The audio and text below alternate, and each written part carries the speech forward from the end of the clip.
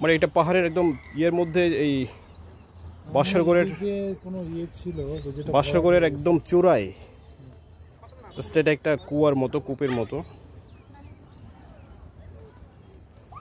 তো আমরা এই দিক দিয়ে বোধহয় এক্সিট ছিল না।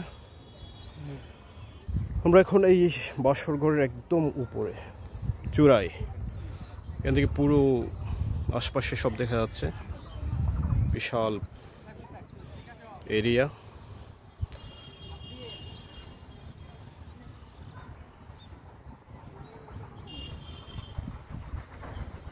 অনেক দর্শনার্থী আসেন এই মহাস্থানগড়ের বেহুলা লক্ষিন্দরের বাসরগড় গোকুলে অবস্থিত। আমরা এখন বাসরগড়ের উপরে, উপর থেকে পুরো ভিউটা দেখা যাচ্ছে।